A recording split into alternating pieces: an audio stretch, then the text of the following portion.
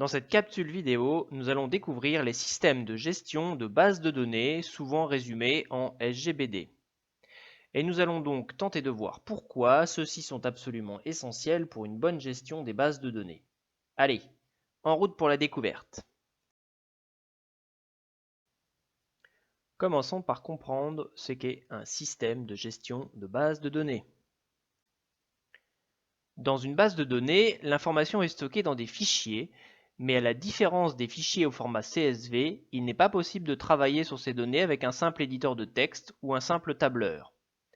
Pour manipuler les données présentes dans une table de données, écrire, lire ou encore modifier, il est nécessaire d'utiliser un type de logiciel appelé système de gestion de base de données, les fameux SGBD. Les SGBD permettent de grandement simplifier la gestion des bases de données.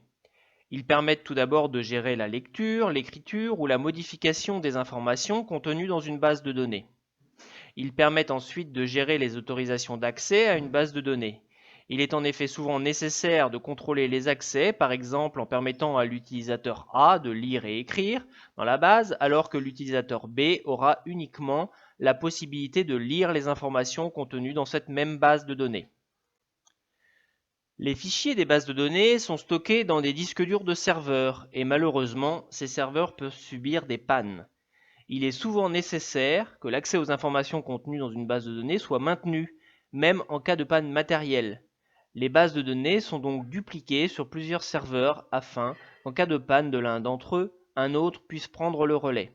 Tout cela est très complexe à gérer, en particulier parce que la synchronisation à effectuer doit être la plus rapide possible. Ce sont aussi les SGBD qui assurent la maintenance des différentes copies de la base de données. Plusieurs personnes peuvent avoir besoin d'accéder aux informations contenues dans une base de données en même temps. Cela peut parfois poser un problème, notamment si les deux personnes désirent modifier la même donnée au même moment. On parle alors d'accès concurrent. Ces problèmes d'accès concurrent sont aussi gérés par les SGBD.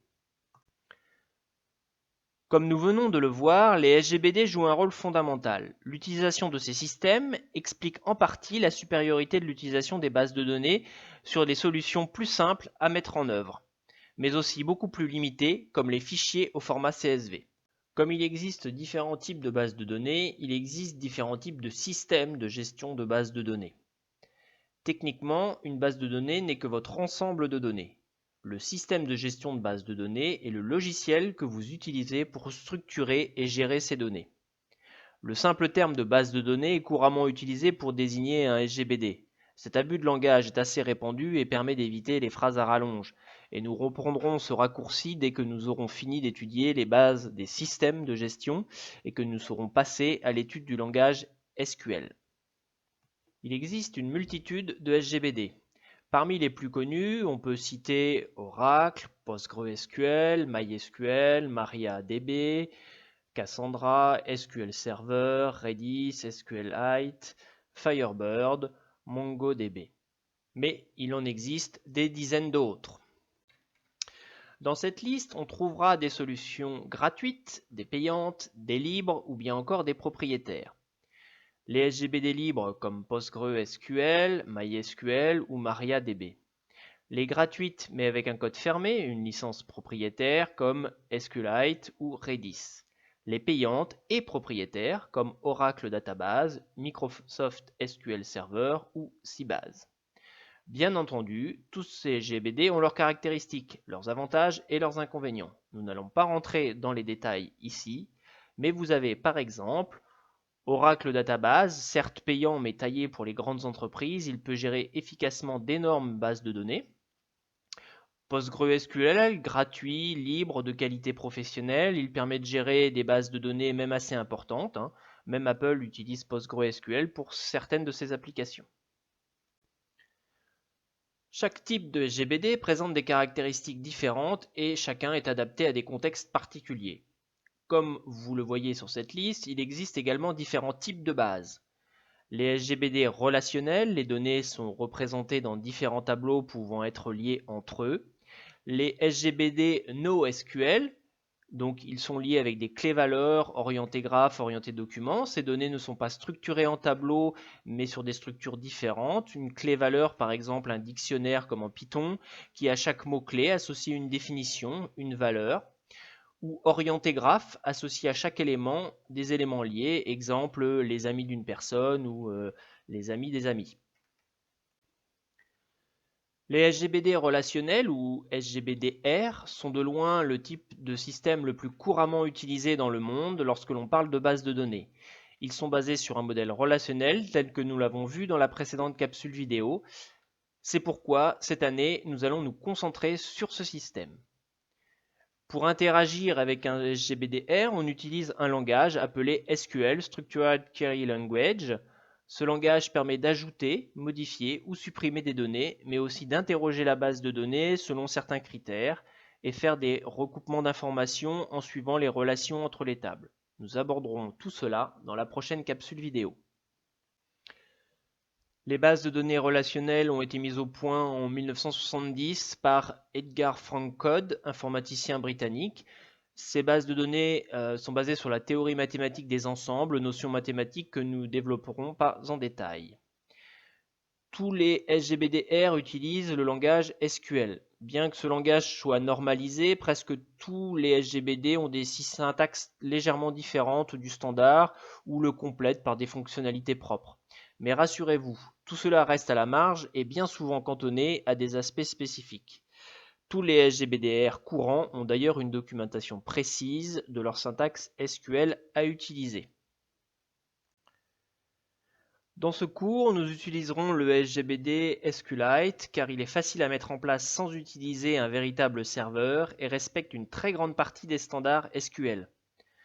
Ce que nous verrons avec SQLite sera en grande partie valable avec les autres SGBD et en particulier PostgreSQL et MySQL très utilisés dans le domaine web. Après avoir lancé le logiciel DB Browser for SQLite, vous devriez obtenir ceci. Sur la fenêtre principale qui s'ouvre, vous pouvez créer une nouvelle base de données, lui indiquer le nom de votre projet, comme par exemple base film, enregistrer.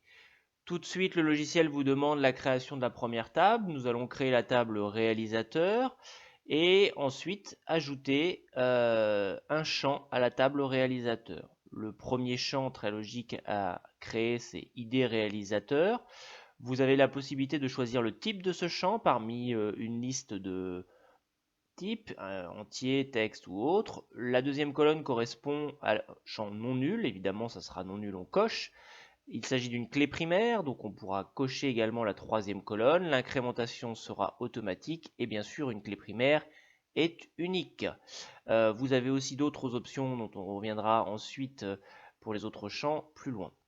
Le deuxième champ correspondant, c'est le nom du réalisateur, donc on saisit son identifiant, et bien sûr ce sera un champ texte. On considère que le nom sera non nul, ce ne sera pas une clé primaire, il n'y aura pas d'incrémentation automatique, donc on laisse les autres cases vides. On pourra ensuite créer une deuxième table, la table film, en commençant par créer l'identifiant du film. Puis ensuite en sélectionnant son type parmi la liste des types possibles pour l'attribut. Bien sûr, non nul, une clé primaire, une incrémentation automatique et unique.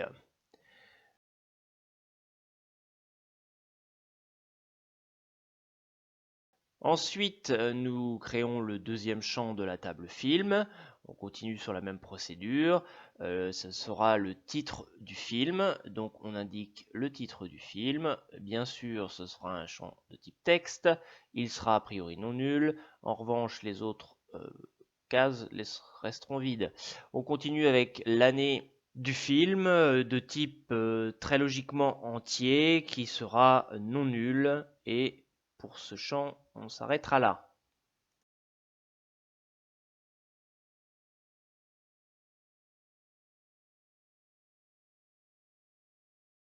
On crée l'idée du réalisateur et On va pouvoir aller préciser qu'il s'agit d'un champ non nul. Il ne s'agit pas d'une clé primaire, en revanche, il s'agit d'une clé étrangère que vous trouvez un peu plus loin. Et vous pouvez préciser à quelle table elle fait référence. Dans la table réalisateur, ça correspondra à l'ID réalisateur.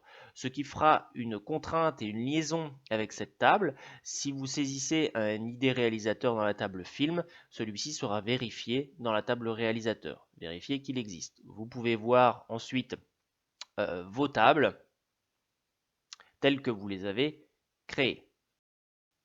Vous avez alors tous les attributs, tous leurs types et également les différentes contraintes possibles.